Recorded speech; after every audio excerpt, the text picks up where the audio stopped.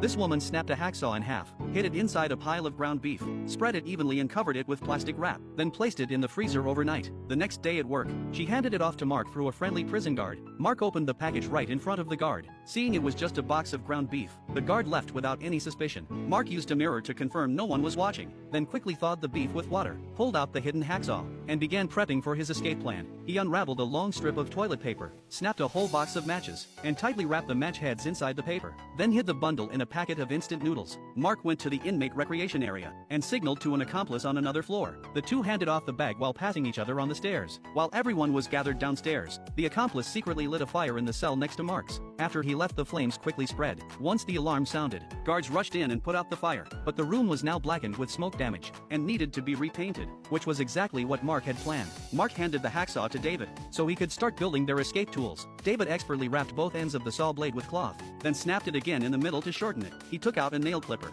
and attached the saw blade with rubber bands, then wrapped the handle in thick cloth for grip. Soon they had two solid tools ready to go. He secretly passed one of them to Mark. During the day when other inmates were outside, one would pretend to paint as a lookout, while the other stayed in to saw through the ventilation duct. They were even prepared for the falling metal shavings. A row of small magnets wrapped in craft paper was placed on the floor to collect the debris, which they then flushed down the toilet. To reduce noise from moving the bed, they had soundproofed the bed legs, taking turns. The two worked in shifts, and in just half a month, they successfully cut through the vent. To avoid detection, they taped the opening shut, painted over it, and once it dried it was completely invisible. At night, they first checked for safety using a mirror, then made a dummy out of clothes, peeled off the tape, opened the vent, crawled out carefully, reset the bed, and pulled down a painting to cover the hole. The two of them crept through the ventilation system, tiptoeing all the way to the bottom. It was pitch black, but they couldn't hide their excitement. They followed the duct deeper and deeper, walking for what felt like forever without seeing the end. Mark suggested they split up to scout. The next day, they carefully mapped the area they'd reached the night before. Then at night, they went back to find the exit. This time David ventured even deeper,